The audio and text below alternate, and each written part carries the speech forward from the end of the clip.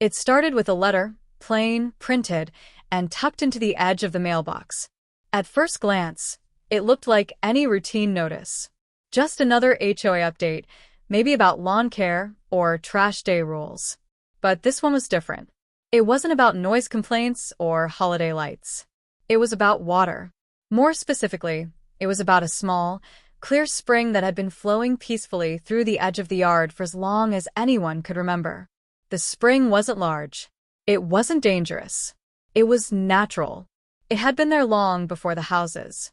Long before the HOA. It fed into a shallow creek that ran down a slight slope and disappeared into the trees. Birds visited. Deer drank from it. Kids used to chase frogs near the edges in the summer. It was calm, quiet, and beautiful. But now, according to the letter, it was a flood risk. That's what the HOA claimed. They said the spring's flow could increase during rainstorms, that it could affect drainage patterns, that if not properly managed, it could lead to water buildup around nearby properties. The letter made it sound like a threat, like a lawsuit waiting to happen. The solution? Drain it. Permanently. At first, the homeowner didn't take it seriously. How could they? This was the same HOA that once fined a neighbor for leaving a recycling bin out an hour too long. They once complained about garden gnomes being visual clutter. Surely this was just more overreach. Surely they wouldn't actually touch the spring. But then, a few days later, it happened. Without warning, a crew arrived. Not a city team, not a professional environmental agency, just a few workers hired directly by the HOA. They brought equipment. They wore reflective vests. They said they had approval. The homeowner tried to stop them, demanded proof, called the city. But before anything could be done, the work had already started. They dug a narrow trench alongside the spring, laid down plastic piping, used a small pump to begin diverting the water. Within hours, the gentle trickle that had always filled the air with its soft sound had gone silent. The rocks were dry. The frogs were gone. The water was now being redirected straight into a storm drain system that ran under the neighborhood roads. It felt personal, not just inconvenient, not just frustrating. Personal. The homeowner had always taken pride in that spring. It made the property feel alive. It wasn't hurting anyone. It wasn't blocking anything. But to the HOA, it was a problem. An uncontrolled element. Something natural that didn't fit inside their version of perfect. No one from the HOA came to speak in person. No apology. No explanation. Just another letter, this time stating the spring had been successfully addressed and that all necessary precautions had been taken. That night, the homeowner stood by the edge of the dry creek bed and looked at the hollow place where water used to flow.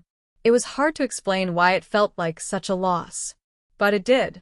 It was more than just water. It was history. It was nature. It was peace. And now it was gone because someone decided it didn't look tidy enough on a spreadsheet. That's when the idea started. Not out of anger at first, but out of principle. If they thought the spring was such a flood risk, maybe it was time they experienced a little water themselves. Just enough to remind them that not everything can be controlled. Just enough to show what happens when you poke nature in the wrong way. No threats. No violence. Nothing illegal. Just a little engineering. A little cleverness. Because if the HOA wanted to drain something harmless in the name of control, then maybe it was time they learned what it felt like when the water flowed back, just not where they expected. The days after the spring was drained were strange. The yard felt emptier, quieter, like a part of life had been sucked away. The homeowner kept checking the dry creek bed, almost hoping the water would suddenly return on its own. But it never did. Meanwhile, the HOA went about their business like nothing had happened, sending out newsletters full of reminders about parking rules and pet policies. But the real story was brewing quietly beneath the surface. The homeowner started thinking about how to respond, not with anger, but with action. The HOA claimed the spring was a flood risk. They said water could damage property and lower values. So, what if the homeowner turned the tables? What if the water was redirected, not away, but back toward the HOA's own properties? Not in a destructive way, but in a way they couldn't ignore. At first, it sounded crazy. Who would want to flood their neighbors' yards? But it wasn't about revenge. It was about justice, about balance. The homeowner began researching. They read about natural water flow, about drainage systems, about how small changes could cause water to pool in unexpected places. They studied maps of the neighborhood's underground pipes. They talked to experts, gardeners, engineers, even a local plumber who agreed the HOA had ignored key facts when they drained the spring. With a plan forming, the homeowners started small. They dug shallow channels around the edge of their property, shaping the earth to guide any rainwater in a new direction. They cleared debris from old drainage ditches. They installed a series of homemade barriers made of rocks and logs to hold water temporarily during storms. Nothing illegal. Nothing that would break HOA rules, at least not yet. Then the first rain came. It wasn't a heavy storm, just a steady drizzle that lasted through the night. But by morning, the effects were visible. Water had gathered in spots that were normally dry. Puddles formed where grass had been healthy and dry before. The new channels did their job. Instead of flowing away into the city's storm drains, the water lingered. It soaked into the ground.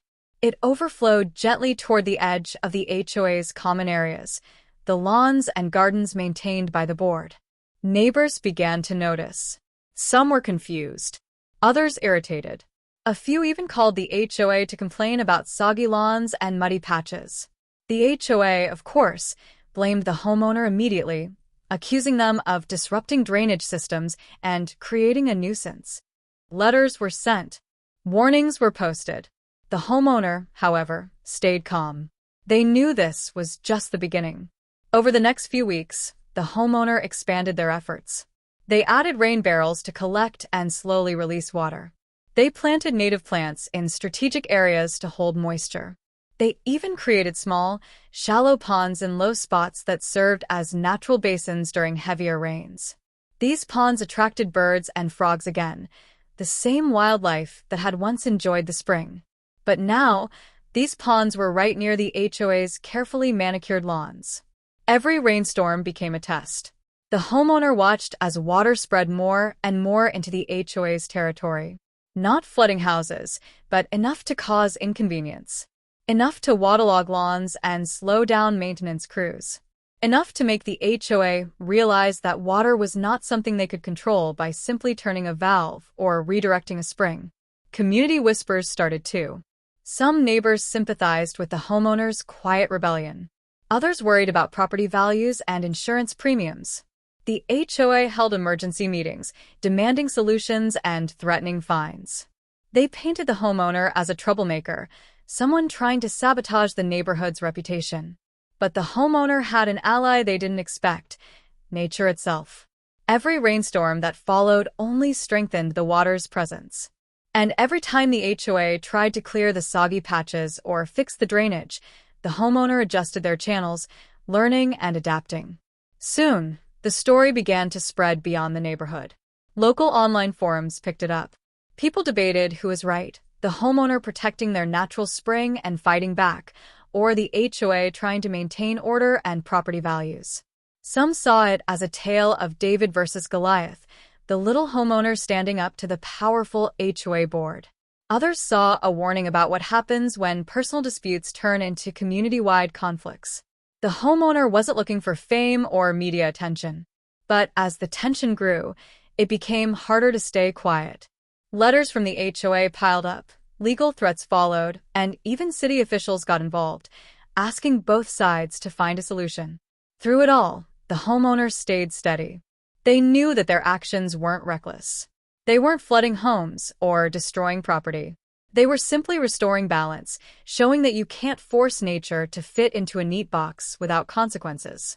And as the seasons changed, something else became clear. The water was here to stay. The HOA could fight it, deny it, or threaten it. But the spring, once drained and forgotten, had found a way back. And with it, the homeowner's quiet message was loud and clear. Sometimes, when you push nature aside, it pushes back. The more the homeowner worked with the water, the clearer it became that this wasn't just about one spring or one small yard. It was about something bigger, a clash between control and nature, between rules and reality.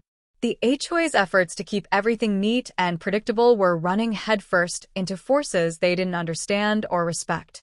The water had a rhythm of its own, and it wasn't about to be silenced or shoved aside again. Neighbors began talking more openly now. Some were nervous, worried about how this conflict might affect their own homes and property values. Others, however, quietly admired the homeowner's courage. The spring had been a part of the neighborhood's character for years, a quiet, natural feature that made this place feel like more than just rows of houses. Now it had become a symbol of resistance. The HOA board doubled down.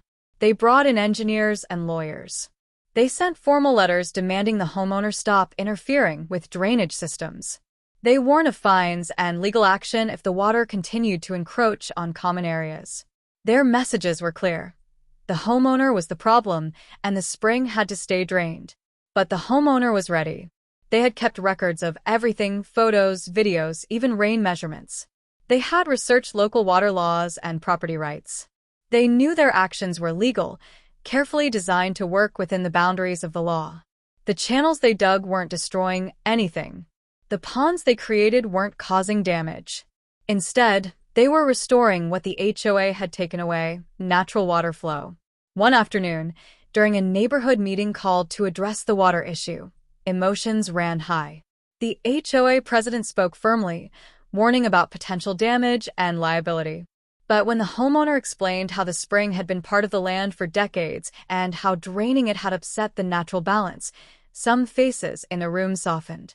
Some neighbors admitted they missed the sound of running water and the wildlife it attracted. The conversation shifted from blame to understanding. Slowly, but it shifted. The homeowner suggested a compromise. Instead of draining or redirecting the water to concrete pipes, the neighborhood could invest in natural water management.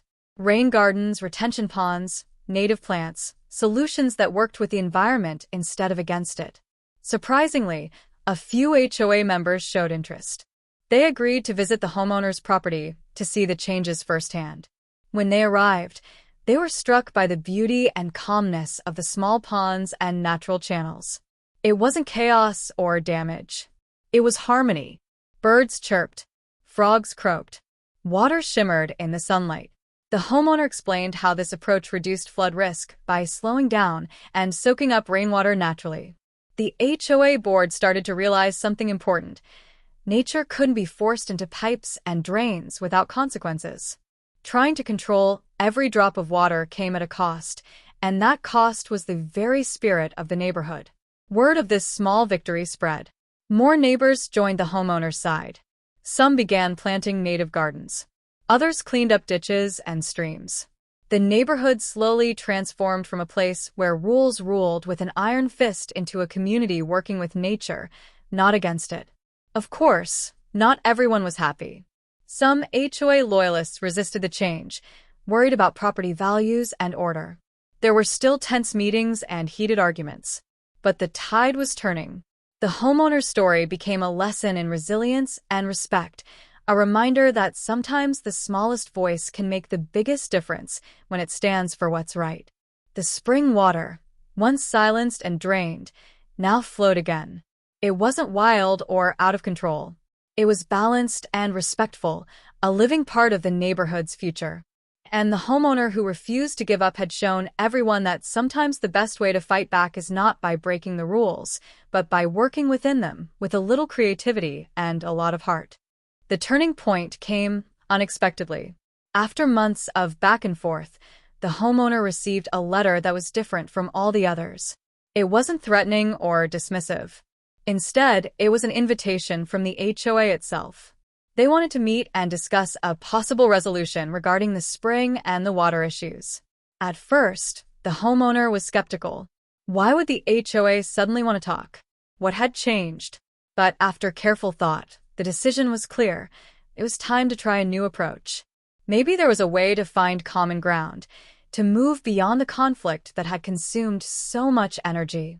The meeting was set in the community center, a room filled with folding chairs and fluorescent lights. A handful of HOA board members showed up, along with a local environmental consultant they had hired. The homeowner brought detailed notes, pictures, and proposals. The air was tense but hopeful. The HOA president spoke first, acknowledging that perhaps the spring had been overlooked in their initial assessment. The consultant presented data showing how natural water features, when managed properly, could reduce flooding risks instead of increasing them. They explained concepts like bioswales and permeable landscaping, ideas that sounded complicated but made simple sense. The homeowners shared their experience of working with the water, not against it, and how it had changed the neighborhood in subtle but meaningful ways. The small ponds, the native plants, the channels that slowed runoff, they weren't just aesthetics. They were solutions that respected nature's patterns. For the first time, the discussion shifted from blame to collaboration. Questions replaced accusations. Ideas flowed back and forth. The homeowner suggested a pilot project, a shared natural water management area on HOA land, designed with expert help, to test these new methods on a larger scale. The board members listened carefully. Some were still hesitant, clinging to old concerns about maintenance and appearance. But others were intrigued. The conversation grew warmer, less formal. It felt like a turning point, a moment when past conflicts could give way to future possibilities. As the meeting ended, they agreed to take the homeowners' proposal seriously. They would bring it to a wider community vote. They would consult with experts. They would look for grants or funding to support the project. It was far from a guaranteed win, but it was progress. In the days that followed, word spread quickly. The community buzzed with talk about the new plan. Some neighbors were excited by the idea of green spaces that could handle stormwater naturally. Others worried about cost and upkeep. But everyone knew the status quo wasn't working. The homeowner became an unexpected leader in this effort. They organized neighborhood walks to show the natural water features on their property. They invited experts to give talks on sustainable landscaping. They helped neighbors start small rain gardens and rain barrels, teaching simple ways to work with water. Meanwhile, the HOA started updating its policies. New guidelines encouraged natural landscaping and discouraged hard surfaces that worsened runoff. The tone of community meetings softened. Instead of focusing on fines and restrictions, discussions moved toward shared goals: beauty, safety, and environmental health. But change wasn't easy. There were setbacks. Heavy storms tested the new systems, and some water still pooled where it shouldn't. Maintenance costs surprised some residents. Old habits and fears died hard. Yet through it all, the homeowner remained patient and persistent, believing that lasting change takes time. Slowly, the neighborhood began to transform. Where there had once been tension and conflict, there was now a growing sense of community. People started talking to each other across fences, sharing tips and stories about their gardens and water projects. Children played near the small ponds, watching frogs and birds return. The homeowner's relationship with the HOA evolved too. From adversaries to collaborators, they found a way to work together for the good of everyone. The spring water, once drained and forgotten, had become a symbol of hope and renewal. This was not just a victory for one person, but a lesson for an entire community. It showed how listening, learning, and adapting could turn conflict into opportunity. How respecting nature could lead to healthier, happier neighborhoods. And how standing firm, while keeping an open mind, could change the course of a story that once seemed impossible to fix. The months following the agreement were full of hard work and unexpected lessons. What started as a personal fight had blossomed into a community-wide effort. The homeowner didn't just fix a problem in their yard. They helped change how everyone thought about water, nature, and living together. The new projects the HOA supported began taking shape. The neighborhood's once plain green spaces started to show signs of life. Rain gardens bloomed with colorful wildflowers that attracted bees and butterflies. Shallow ponds collected rainwater, shimmering in the sunlight and providing a habitat for frogs and dragonflies. Paths were lined with native plants that soaked up water and reduced soil erosion. Neighbors who had once been wary became curious. Some tried planting rain gardens themselves, eager to do their part. Others added rain barrels to collect water for their flower beds. The homeowner organized workshops, sharing tips and stories about working with nature instead of against it. The simple joy of watching water flow naturally through the neighborhood brought people together. But this transformation wasn't just about plants and ponds. It was about changing minds and breaking old habits. For years, the HOA had been focused on strict rules and neat appearances. Lawns had to be perfectly green, trees had to be trimmed just so, and any sign of messiness was met with fines and warnings. Now, those rules were changing. The HOA learned that nature doesn't always fit into tidy boxes, and that's okay. The homeowner's story spread beyond the neighborhood.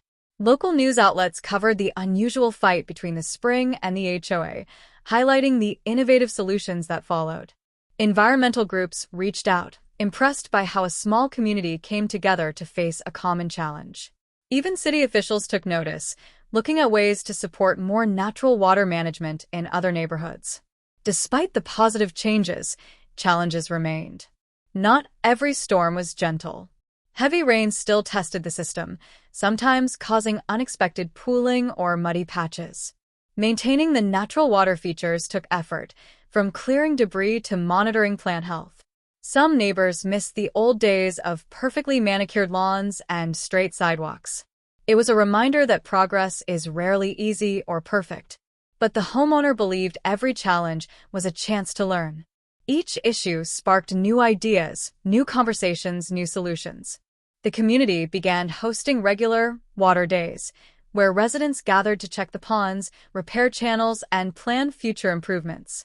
It became a social event, a way to connect and celebrate what they had built together. Most importantly, the conflict had taught everyone something powerful about respect.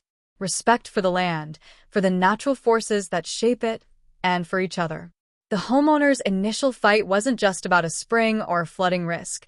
It was about standing up for what matters and finding common ground even when it seems impossible. The HOA board transformed too. They moved away from rigid enforcement toward partnership and education. Instead of fines, they offered guidance. Instead of threats, they encouraged collaboration. The neighborhood slowly became less about rules and more about relationships. Looking back, the homeowner often thought about that first letter, the one that started it all. The letter that threatened to take away something small but meaningful.